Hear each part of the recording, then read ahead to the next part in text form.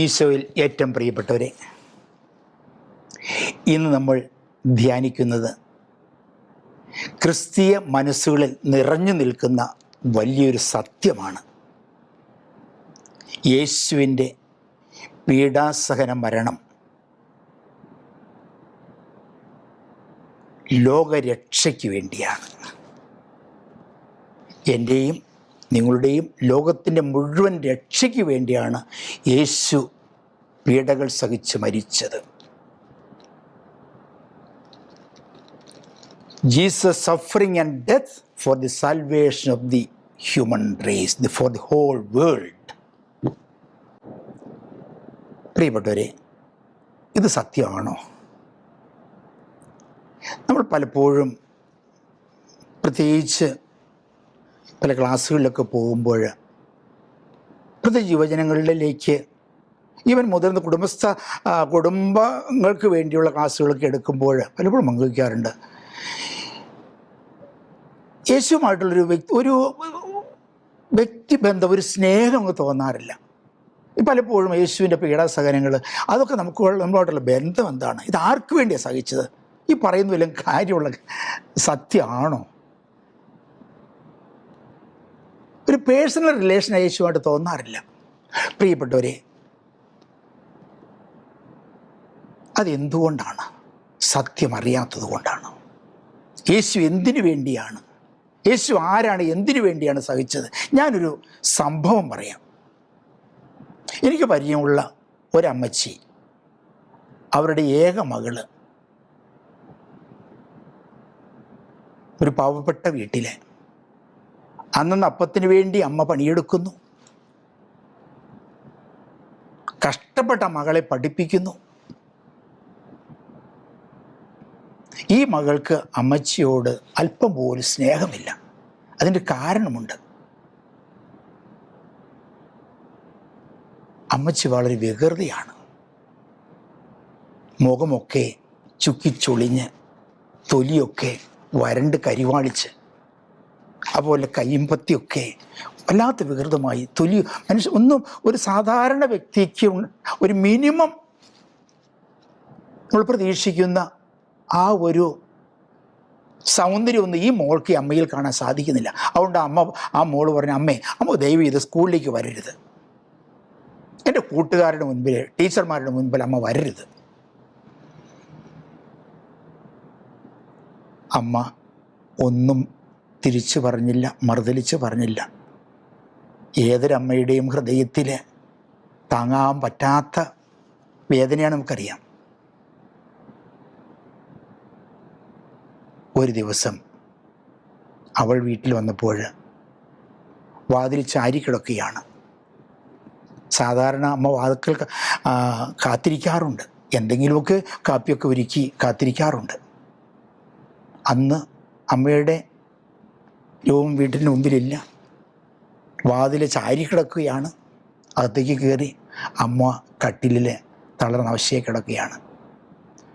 അവൾ മനസ്സിലായി, അമ്മയുടെ ആ കിടപ്പ് അത്ര പന്തിയുള്ളതല്ല, വളരെ ക്ഷീണിച്ചിട്ടുണ്ട്. അവൾ അടുത്ത് ചെന്നു, ആദ്യമായിട്ട് അമ്മയുടെ കയ്യൊന്ന് തൊട്ടു, ആ മുഖത്തൊന്ന് തലോടി ചോദിച്ചു, അമ്മച്ചി എന്തു പറ്റി? മോളുടെ പേര് ജാൻസി എന്നാണ്. അമ്മച്ചിയൊക്കെ മെല്ലെ കണ്ടുവന്നു. മോളെ ജാൻസി, എനിക്ക് തീരെ വയ്യ മോളെ, എന്തു പറ്റി? അമ്മയ്ക്കിനി ഒത്തിരി നാടില്ലെന്നാണ് തോന്നുന്നത്. പക്ഷേ ഈ അമ്മ പോകുന്നതിന് മുമ്പ് എനിക്കൊരു സത്യം മോളെ അറിയിച്ചിട്ട് പോകണമെന്നുണ്ട്. മോൾ പറയാറില്ലേ, അമ്മച്ചിക്ക് എന്തു പറ്റി, എന്ത് ഈ വികൃത രൂപം, അമ്മച്ചി കാണാൻ കൊള്ളില്ല. മോള് സത്യം അറിയണോ? നമ്മൾ പണ്ട് താമസിച്ചിരുന്ന ഒരു ഓലപ്പുരയിലാണ്. നിന്നെ തൊട്ടിലിൽ ഉറക്കാൻ കിടത്തിയിട്ട് ഞാൻ തൊട്ടടുത്തുള്ള ചെറിയ കടയിൽ പോയിട്ട് എന്തോ അത്യാവശ്യ സാധനം വാങ്ങിക്കാൻ വന്നു. സാധനം വാങ്ങിക്കൊണ്ട് തിരിച്ചു വരുമ്പോഴാണ് കാണുന്നത് നമ്മുടെ ഓലപ്പുര കത്തുകയാണ്. അടുപ്പിൽ നിന്ന് എങ്ങനെയോ തീ പടർന്ന് ഓലപ്പുര കത്തുന്നു. പിന്നെ ഞാൻ ഒന്നും ചിന്തിച്ചില്ല. തൊട്ടിലേക്ക് കിടക്കുന്ന എൻ്റെ മോളെ രക്ഷിക്കാൻ വേണ്ടി ഞാൻ വീട്ടിലേക്ക് ഓടി. ആ ആളിക്കത്തുന്ന തീയിലേക്ക് ഞാൻ എടുത്തു ചാടി. മോളെയും കൊണ്ട് ഞാൻ പുറത്തു വന്നു. അപ്പോഴേക്കും എനിക്ക് കാര്യമായി പൊള്ളലേറ്റിരുന്നു. എൻ്റെ മുഖവും കൈയും കാലുമൊക്കെ ഈ ഇന്നത്തെ രൂപത്തിലായി. മോളെ, അന്ന് ഞാൻ നിന്നെ രക്ഷിക്കാൻ വേണ്ടി ആ തീയിലേക്ക് എടുത്തു ചാടി. ആ തീക്കുണ്ടത്തിൽ നിന്ന് ഉയരുന്ന തീജ്വാലകളാണ് മോളെ എന്നെ ഇന്ന് ഈ രൂപത്തിലാക്കിയത്. അതുകൊണ്ട് ഇന്ന് എൻ്റെ മോള് ജീവിച്ചിരിക്കുന്നു. അമ്മച്ചിക്ക് അത് മതി.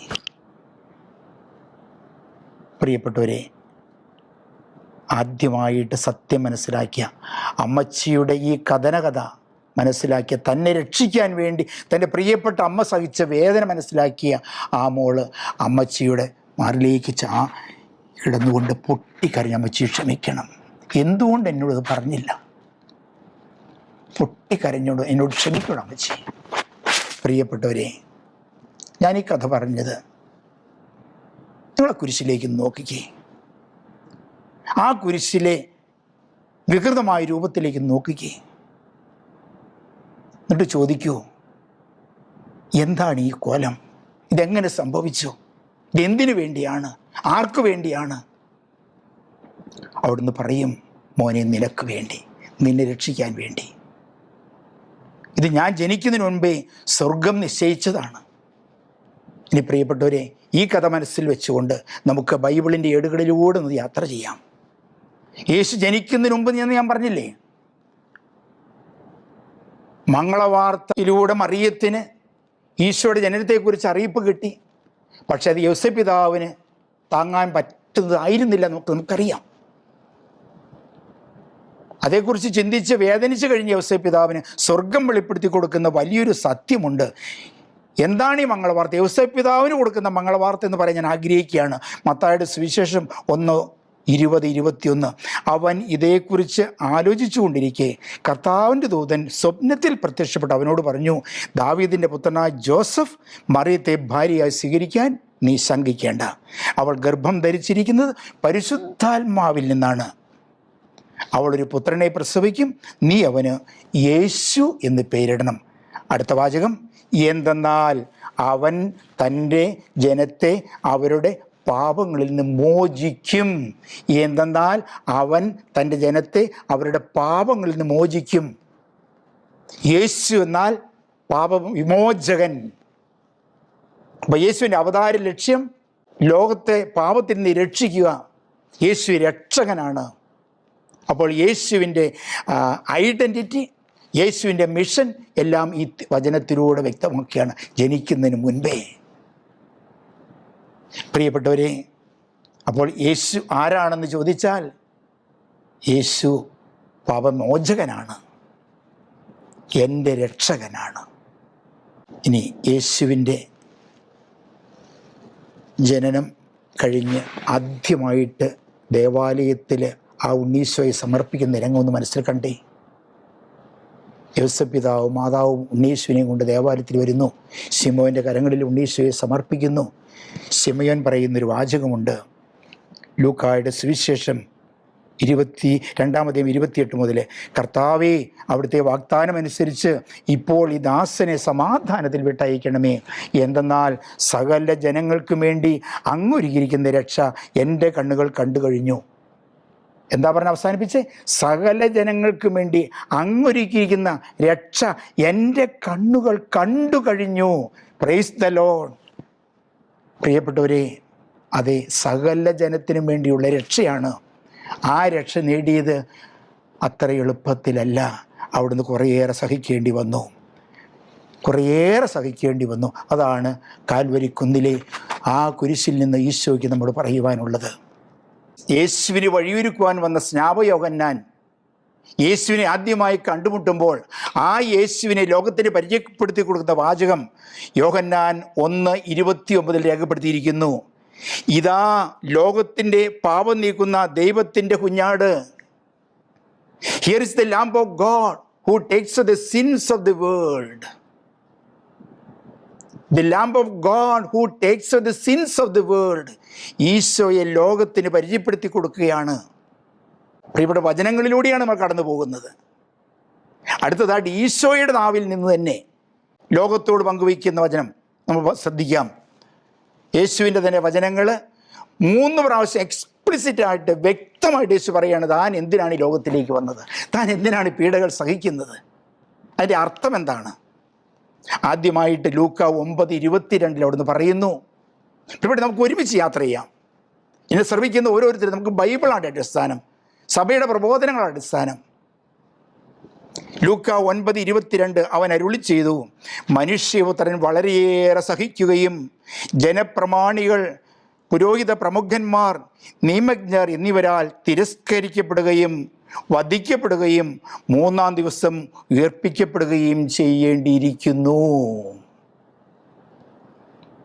Jesus is very well aware of his mission. ഞാൻ ആദ്യം പറഞ്ഞ് ആവർത്തിക്കുകയാണ്. ആ മിഷൻ പൂർത്തിയാക്കാൻ അവിടുന്ന് മറ്റു കുറുക്കുവഴികളൊന്നുമില്ല. ജനപ്രമാണികൾ, പുരോഹിത പ്രമുഖന്മാർ, നിയമജ്ഞർ എന്നിവരാൽ തിരസ്കരിക്കപ്പെടേണ്ടിയിരിക്കുന്നു, പീഡിപ്പിക്കപ്പെടേണ്ടിയിരിക്കുന്നു, മരണം വരിക്കേണ്ടിയിരിക്കുന്നു. അതുകൊണ്ട് അവസാനിക്കാനുള്ളതല്ല, പക്ഷേ 3-ാം ദിവസം മൗത്ത്പൂർണ്ണൻ അവിടുന്ന് ഉത്ഥാനം ചെയ്യും. പാപം വഴിയായുണ്ടായ മരണത്തെ തൻ്റെ വിശുദ്ധമായ മരണം കൊണ്ട് പരാജയപ്പെടുത്തി മൗത്ത്പൂർണ്ണ ഉത്ഥാനം ചെയ്യും. Praise the Lord. പ്രിയപ്പെട്ടവരെ, ഇവിടെ ആ യേശുവിൻ്റെ ആ ആദ്യ പ്രഘോഷണത്തിൽ അല്ലെങ്കിൽ ആദ്യമായിട്ടുള്ള പരസ്യമായ ആ പ്രഖ്യാപനത്തിൽ പ്രധാന 3 കാര്യങ്ങളൊന്ന് ഹൈലൈറ്റ് ചെയ്യാൻ ഞാൻ ആഗ്രഹിക്കുകയാണ്. ഒന്ന്, പീഡിപ്പിക്കപ്പെടും. He must Zafar. അതൊരു ഡിവൈൻ നെസസിറ്റിയാണ്, ദൈവപിതാവിൻ്റെ പദ്ധതിയാണ്, മനുഷ്യൻ അടിച്ചേൽപ്പിച്ചതല്ല, ആകസ്മികമായി സംഭവിച്ചു പോയതല്ല. 2, ഉയർത്തെഴുന്നേൽക്കണം. ഹി മസ്റ്റ് റൈസ്, വിക്ടോറിയസ് ആണ്. 3, അവിടുന്ന് ഉത്ഥാനം ചെയ്യണമെന്നുണ്ടെങ്കിൽ അവിടുന്ന് മരിക്കണം. ആ മരിക്കുക എന്ന് പറഞ്ഞാൽ വോളണ്ടറി സാക്രിഫൈസ് ആണ്, സ്വമേധയാ സമർപ്പിക്കണം. പീഡകൾ ഏൽക്കണം, മരിക്കണം, ഉദ്ധാനം ചെയ്യണം. ഇത് ചിന്തയാസ്പദമാക്കി സെയിൻറ്റ് ജോൺ ക്രിസോസ്റ്റം പറയുന്നു, he foretold his death to show that he goes willingly. He foretold his death to show that he is going willingly. മനുഷ്യ പാപങ്ങളെല്ലാം ഏറ്റുവാങ്ങി അതിന് തൻ്റെ രക്തം കൊണ്ട് പരിഹാരം ചെയ്ത് ദൈവപിതാവിൻ്റെ പക്കലേക്ക് തിരിച്ചു പോകുന്നു. യേശുവിൻ്റെ 2ാമത്തെ പ്രഖ്യാപനം മാർക്കോസ് 10:45. മനുഷ്യപുത്രൻ വന്നിരിക്കുന്നത് ശുശ്രൂഷിക്കപ്പെടാനല്ല, ശുശ്രൂഷിക്കാനും സ്വന്തം ജീവൻ അനേകർക്ക് വേണ്ടി മോചനദ്രവ്യമായി നൽകുവാനുമാണ്. പ്രിയപ്പെട്ടവരെ, ഇവിടെ യേശു പറഞ്ഞ അന്നത്തെ വാക്ക്, ഹീബ്രുവിൽ യേശു പറഞ്ഞത് മോചനദ്രവ്യം അല്ലെങ്കിൽ ഫിനിഷ്ഡ്, എവറിത്തിങ് ഫിനിഷ്ഡ്, എല്ലാം തീർന്നു, അവസാനം ഐ അക്കംപ്ലിഷ്ഡ് എവറിത്തിങ്. നിഷാം എന്ന ഹീബ്രു പദമാണ് അവിടെ യേശു ഉപയോഗിച്ചത്. നിഷാം. ഞാൻ പിന്നീട് വരുമ്പോൾ കൂടുതൽ വിശദീകരിച്ചു കൊള്ളാം. ഇപ്പം തൽക്കാല വാക്ക് മാത്രം ഉപയോഗിക്കുക. യേശു തൻ്റെ ജീവൻ പിടഞ്ഞ് മരിക്കുന്നതിന് മുൻപ് പറയാണ് നിഷാം. അതിൻ്റെ അർത്ഥം ഇതാണ്, ലിറ്ററൽ മീനിങ് പെയ്ഡ് ബാക്ക്, വില കൊടുത്തു, വില കൊടുത്തു. അതിൻ്റെ ഗ്രീക്ക് വാക്ക് തെത്തലസ്ഥായി, നൽകേണ്ടതൊക്കെ കൊടുത്തു കഴിഞ്ഞു, വില കൊടുത്ത് ആത്മാക്കളെ നേടിയെടുത്തു. അതാണ് അവിടുന്ന് പറഞ്ഞത്, മോചനദ്രവ്യമായി നൽകുവാനും അത്രേ അവിടുന്ന് വന്നിരിക്കുന്ന വാചകം. ഒന്നുകൂടി കേൾക്കുക. മനുഷ്യപുത്രൻ വന്നിരിക്കുന്നത് ശുശ്രൂഷിക്കപ്പെടാനല്ല, ശുശ്രൂഷിക്കാനും സ്വന്തം ജീവൻ അനേകരുടെ മോചനദ്രവ്യമായി, നിഷാം ഒത്തലസ്ഥായി, കൊടുക്കാനുമാണ് വന്നിരിക്കുന്നത് എന്ന് പറഞ്ഞാൽ യേശു തൻ്റെ മരണത്തിൻ്റെ ലക്ഷ്യം ഇവിടെ വ്യക്തമാക്കുകയാണ്. നമ്മളെയൊക്കെ വില കൊടുത്ത് പിശാചിൻ്റെ അടിമത്വത്തിൽ നിന്ന്, പാപത്തിൻ്റെ ബന്ധനത്തിൽ നിന്ന് വിമോചിപ്പിക്കാൻ വേണ്ടി. അപ്പോൾ പാപമോചനം എന്ന് പറഞ്ഞാൽ റാൻസം ഫോർ സിൻ, അവിടുത്തെ ബ്ലഡ് എന്ന് പറഞ്ഞാൽ റാൻസം ഫോർ സിൻ ആണ്. വീണ്ടെടുപ്പാണ് ലക്ഷ്യം. ആദ്യത്തെ ലക്ഷ്യം എന്ന് പറഞ്ഞാൽ രക്ഷയാണ് അതിലൂടെ. അവിടുത്തെ മൂന്നാമത്തെ പ്രഖ്യാപനം യോഹന്നാൻ 12-ാം അധ്യായം 32-33. ഞാൻ ഉയർപ്പിക്കപ്പെടുമ്പോൾ എല്ലാവരെയും എന്നിലേക്ക് ആകർഷിക്കും.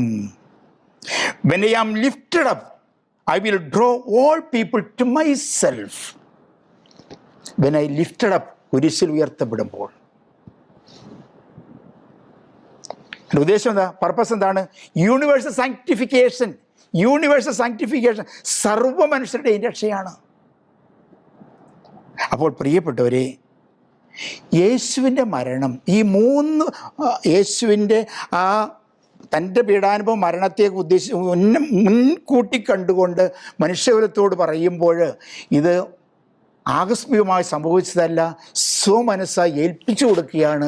എൻ്റെയും നിങ്ങളുടെയും പാപത്തിന് പരിഹാരമായിട്ട് വില കൊടുത്ത് നമ്മെ വാങ്ങാൻ വേണ്ടിയിട്ട്. അതാണ് catechism of the Catholic church 606 പറയുന്നത്, യേശുവിൻ്റെ ജീവിതം മുഴുവൻ മനുഷ്യരക്ഷയ്ക്കുള്ള ഒരു സമർപ്പണമാണ്. മനുഷ്യകുലത്തിൻ്റെ പാപത്തിന് വേണ്ടിയുള്ള ഒരു സ്വയം സമർപ്പണമാണ്.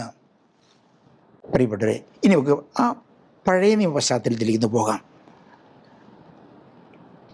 ഇവിടെ ഈശോയുടെ ജനനത്തിന് 850ഓളം വർഷങ്ങൾക്ക് മുൻപ് ഐസിയ പ്രവാചകൻ ഈ യേശുവിൻ്റെ പാടുപെടുകളെക്കുറിച്ച് പ്രവചിക്കുന്നുണ്ട്. 53-ാം അധ്യായം 5-ാമത്തെ വാക്യം, നമ്മുടെ അതിക്രമങ്ങൾക്ക് വേണ്ടി അവൻ മുറിവേൽപ്പിക്കപ്പെട്ടു, നമ്മുടെ അകൃത്യങ്ങൾക്ക് വേണ്ടി ക്ഷതമേൽപ്പിക്കപ്പെട്ടു, അവൻ്റെ മേലുള്ള ശിക്ഷ നമുക്ക് രക്ഷ നൽകി, അവൻ്റെ ക്ഷതങ്ങളാൽ നാം സൗഖ്യം പ്രാപിച്ചു. വചനം നമുക്ക് ഒന്നുകൂടി കേൾക്കാം. നമ്മുടെ അതിക്രമങ്ങൾക്ക് വേണ്ടി അവൻ മുറിവേൽപ്പിക്കപ്പെട്ടു, നമ്മുടെ അകൃത്യങ്ങൾക്ക് വേണ്ടി ക്ഷതമേൽപ്പിക്കപ്പെട്ടു, അവൻ്റെ മേലുള്ള ശിക്ഷ നമുക്ക് രക്ഷ നൽകി, അവൻ്റെ ക്ഷതങ്ങളാൽ നാം സൗഖ്യം പ്രാപിച്ചു. Praise the Lord. യേശുവിൻ്റെ ജനനത്തിന് 8.5 നൂറ്റാണ്ടുകൾക്ക് മുമ്പ് ഐസിയ പ്രവാചകൻ ലോകത്തോട് വിളിച്ചു പറയുകയാണ്, വരാനിരിക്കുന്ന രക്ഷകൻ നമ്മുടെ പാപത്തിന് പരിഹാരമായിട്ട് ക്ഷതമേൽപ്പിക്കപ്പെടും, പീഡിപ്പിക്കപ്പെടും, മുറിവേൽപ്പിക്കപ്പെടും. പക്ഷേ അവൻ്റെ മേലുള്ള ശിക്ഷ നമുക്കൊക്കെ രക്ഷ വാങ്ങിത്തരും. Praise the Lord. ഇതിനെ ആസ്പദമാക്കി സെയിൻറ്റ് ഇരണേവൂസ് പറയുകയാണ്, ക്രിസ്തുവിൻ്റെ പീഡയെ ലോകത്തിൻ്റെ രക്ഷയായിട്ട് വേണം നമുക്ക് മനസ്സിലാക്കാൻ. ക്രിസ്തുവിൻ്റെ പീഡയെ ലോകത്തിൻ്റെ രക്ഷയായിട്ട് വേണം നമുക്ക് മനസ്സിലാക്കാൻ. അതാണ് ഇന്നത്തെ ഈ കൊച്ചു ധ്യാനത്തിൻ്റെ ലക്ഷ്യം. യേശുവിൻ്റെ പീഡാസഹനം മുഴുവൻ എനിക്കും നമുക്കെല്ലാവർക്കും രക്ഷയായിട്ട് വന്നു. ഇനി പഴയ നിയമത്തിൽ വീണ്ടും പ്രധാനപ്പെട്ട സംഭവമാണല്ലോ പെസഹ ആചരണം. പുറപ്പാട് പുസ്തകത്തിൽ 12-ാം അധ്യായത്തിൽ ഇസ്രായേൽ ജനം പെസഹ ആചരിക്കേണ്ടത് എങ്ങനെയാണ് എന്ന് പ്രസ്താവിക്കുന്നുണ്ട്. അത് ഈ സംഭവമായിട്ട് വളരെ ബന്ധപ്പെട്ട് നിൽക്കുന്നതാണ്. ഇസ്രായേലിലെ മരണത്തിൽ നിന്ന് രക്ഷിക്കാൻ എന്താണ് ദൈവം മോശ വഴി നിർദ്ദേശിച്ചത്? നിങ്ങളുടെ വീടുകളുടെ കട്ടിളപ്പടിയിൽ ആട്ടിൻകുട്ടിയുടെ രക്തം തളിക്കണം. രക്തം കാണുമ്പോൾ സംഹാരദൂതൻ ഇതിലേക്ക് കടന്നു പോകും, നിങ്ങളുടെ വീടുകൾ രക്ഷിക്കപ്പെടും. സംഹാരദൂതൻ മറ്റു വീടുകളെ ശിക്ഷിക്കുമ്പോൾ പക്ഷെ നിങ്ങളുടെ വീടുകൾ, ഈ രക്തം തളിച്ചിരിക്കുന്ന വീടുകൾ രക്ഷിക്കപ്പെടും. പ്രിയപ്പെട്ടവരെ, അന്ന് ആട്ടിൻകുട്ടിയുടെ രക്തത്താൽ ഇസ്രായേൽ ജനം രക്ഷിക്കപ്പെട്ടുവെങ്കിൽ പുതിയ നിയമത്തിലേക്ക് വരുമ്പോൾ പുതിയ പെസഹ കുഞ്ഞാടായ ഈശോയുടെ തിരുരക്തത്താൽ ഞാനും നിങ്ങളും ലോകം മുഴുവൻ രക്ഷിക്കപ്പെടണം. അതുകൊണ്ടാണ് യോഹന്നാൻ പറഞ്ഞത്, ഇതാ ലോകത്തിൻ്റെ പാപം നീക്കുന്ന ദൈവത്തിൻ്റെ കുഞ്ഞാട്. അവിടെ പ്രിയപ്പെട്ടവരെ, അപ്പസ്തോലന്മാരെന്താ പറയുന്നത്? പുതിയ നിയമത്തിൻ്റെ സാക്ഷി നമുക്ക് വെക്കുകയാണ്. ഇവിടെ പൗലോസിലെ 1 കൊരിന്തോസ് 15:3 ക്രിസ്തു നമ്മുടെ പാപങ്ങൾക്ക് വേണ്ടി മരിച്ചു. വളരെ വ്യക്തമായിട്ടാണ് പറയുന്നത്. 1 കൊരിന്തോസ് 15:3 ക്രിസ്തു നമ്മുടെ പാപങ്ങൾക്ക് വേണ്ടി മരിച്ചു. ഞാൻ വീണ്ടും ആവർത്തിക്കുന്നത്, തിരുവചനങ്ങളുടെ വെളിച്ചത്തിലാണ് നമ്മൾ ധ്യാനിക്കുന്നത്. പത്രോസ് ലീഗായുടെ ലേഖനം 1 പത്രോസ് 2:24-25, നമ്മുടെ പാപങ്ങൾ സ്വന്തം ശരീരത്തിൽ വഹിച്ചുകൊണ്ട് അവൻ കുരിശിലേറി, അത് നാം പാപത്തിന് മരിച്ച് നീതിക്കായി ജീവിക്കേണ്ടതിനാണ്. പാപത്തിന് മരിച്ച് നീതിക്കായി ജീവിക്കേണ്ടതിനാണ്. മാമോദീസയെക്കുറിച്ച് പൗലോസ് പഠിപ്പിക്കുമ്പോൾ പറയുകയാണ്, മാമോദീസയിലൂടെ നാം പാപത്തിന് മരിച്ചു കഴിഞ്ഞു, ഇനി ക്രിസ്തുവിൽ നമ്മൾ ഉയർക്കുകയാണ്. ഇനി പാപത്തിന് നമ്മുടെ മേൽ ഒരു സ്വാധീനവുമില്ല. യേശുവിൻ്റെ തിരുരക്തത്താൽ രക്ഷിക്കപ്പെട്ടവരാണ്. അതുകൊണ്ട് പ്രിയപ്പെട്ടവരെ, അവൻ്റെ മുറിവിനാൽ 1 പത്രോസ് 2:24-25 തുടരുകയാണ്. 25-ാമത്തെ വാക്യം, അവൻ്റെ മുറിവിനാൽ നിങ്ങൾ സൗഖ്യമുള്ളവരാക്കപ്പെട്ടിരിക്കുന്നു.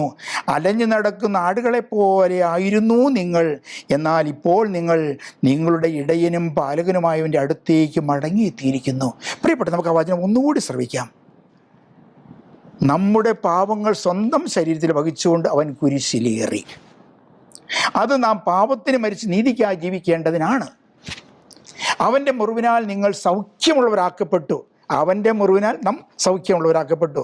അലഞ്ഞു നടക്കുന്ന ആടുകളെപ്പോലെ ആയിരുന്നു നിങ്ങൾ, എന്നാൽ ഇപ്പോൾ നിങ്ങൾ നിങ്ങളുടെ ഇടയനും പാലകനുമായ അവൻ്റെ അടുക്കിലേക്ക് മടങ്ങി വന്നിരിക്കുന്നു. അപ്പോൾ എന്തിനാണ് യേശു കുരിശിൽ മരിച്ചത്, പാടുപെടൽ സഹിച്ചത്? അലഞ്ഞു നടന്നിരുന്ന് പാപം ചെയ്ത് ചിഹ്നിച്ചതൊരു തെറ്റിപ്പോയ നമ്മളെയൊക്കെ തിരിച്ചു കൊണ്ടുവരാൻ വേണ്ടി, പാപത്തിൻ്റെ മുള്ളുകളിൽ നിന്ന് രക്ഷിച്ച് ഈശോയുടെ തിരുഹൃദയത്തിലേക്ക് ചേർത്ത് വെച്ചുകൊണ്ട് ആ തിരുഹൃദയത്തിൽ നെറ്റിറ്റ് വീഴുന്ന തിരുരക്തത്തുള്ളികളുടെ അഭിഷേകത്തെ രക്ഷിക്കാൻ വേണ്ടിയിട്ട്. അപ്പോൾ അതുകൊണ്ട് പ്രിയപ്പെട്ടവരെ, യേശുവിൻ്റെ പീഡ ശാരീരിക വേദന മാത്രമായിരുന്നില്ല, അത് ലോകത്തിൻ്റെ പാപഭാരം ഏറ്റെടുക്കലായിരുന്നു. അതുകൊണ്ടാണ് വിശുദ്ധ ഗ്രിഗറി നസ്യാൻസൻ പറയുന്നത്, പാപമില്ലാത്തവൻ പാപികളുടെ ഭാരമേറ്റു, അവിടുന്ന് കുരിശിൽ മരിച്ചു. എൻ്റെ പാപത്തിൻ്റെ ശിക്ഷ അവൻ ഏറ്റെടുത്തു, എൻ്റെ ലജ്ജയുടെ ഭാരം അവൻ വഹിച്ചു, എൻ്റെ മരണം അവൻ ഏറ്റെടുത്തു, എൻ്റെ ശിക്ഷ അവൻ സ്വന്തം തോളിൽ ഏറ്റുവാങ്ങി. ഈ സ്വഭാവം എത്ര സുന്ദരമായിട്ടാണ് ഗ്രിഗറി നസ്യാൻസൻ എന്ന പിതാവ് നമ്മളെ പഠിപ്പിക്കുന്നത്. പ്രിയപ്പെട്ടവർ, അവസാനമായി യേശു കുരിശിൽ കിടന്നുകൊണ്ട് പറഞ്ഞത്, ഞാൻ പറഞ്ഞില്ലേ, ഞാൻ അവസാനം അല്പം കൂടി അതിനെക്കുറിച്ച് പറയാമെന്ന്. യോഹന്നാന്റെ സുവിശേഷം 19:30, പിതാവേ, എല്ലാം പൂർത്തിയായി, എൻ്റെ ആത്മാവിനെ അങ്ങേ കരങ്ങളിലേക്ക് സമർപ്പിക്കുന്നു. യോഹന്നാൻ 19:30, എല്ലാം പൂർത്തിയായി. അതാണ് ഞാൻ ആദ്യം പറഞ്ഞ, പ്രിയപ്പെട്ടവരെ, നിഷ്ലാം, എല്ലാം പൂർത്തിയായി. അല്ലെങ്കിൽ തെത്തലസ്ഥായി ഗ്രീക്കിലേക്ക് വരുമ്പോൾ എല്ലാം പൂർത്തിയായി എന്ന് പറഞ്ഞാൽ ഐ പെയ്ഡ് എവറിത്തിങ്, കൊടുക്കാനുള്ള എല്ലാം കൊടുത്തു, കടമെല്ലാം വീട്ടി, ആത്മാക്കളെ വീണ്ടെടുത്തു. അതുകൊണ്ടാണ് 1 കൊരിന്തോസ് 6:20 പൗലോസ് ശ്ലീഹ തറപ്പിച്ച് പറയുന്നത്, നിങ്ങൾ വിലയ്ക്ക് വാങ്ങപ്പെട്ടവരാണ്, നിങ്ങൾ വിലയ്ക്ക് വാങ്ങപ്പെട്ടവരാണ്. ആകയാൽ നിങ്ങളുടെ ശരീരത്തിൽ ദൈവത്തെ മഹത്വപ്പെടുത്തുവിൻ. പ്രിയപ്പെട്ടവരെ, വചനം കേൾക്കുന്ന നിങ്ങൾക്കും ഈ പങ്കുവയ്ക്കുന്ന എനിക്കും ഇത് നമ്മുടെ ഹൃദയത്തിലേക്കാം ഏറ്റുവാങ്ങാം. ആകയാൽ ഇനി നമ്മുടെ ശരീരത്തിൽ ദൈവത്തെ മഹത്വപ്പെടുത്താം. യേശുവിൻ്റെ തിരുശരീര രക്തങ്ങൾ വിലയായി കൊടുത്ത് നമ്മളെ വീണ്ടെടുത്തുവെങ്കിൽ ഈ നമ്മുടെ ശരീരം കൊണ്ട്, ഈ മർത്യ ശരീരം കൊണ്ട് ഇനി നമുക്ക് ദൈവത്തെ മഹത്വപ്പെടുത്താം. അവസാനമായി വിശുദ്ധ കുർബാനയുടെ വാഴ്വിൻ്റെ സമാപനത്തിൽ നമ്മൾ പാടുന്ന ഒരു പാട്ട് ഒന്നുകൂടി മനസ്സിലേക്ക് നമുക്ക് കൊണ്ടുവരാം. പരിശുദ്ധ ശരീരത്താലും വിലയേറിയ രക്തത്താലും പാപത്തിൻ കറകളിൽ നിന്നും മർത്യനു നീ മോചനമേകി. അതെ, നമ്മുടെ വില യേശുവിൻ്റെ തിരുരക്തത്തിൻ്റെ വില. ആമേൻ.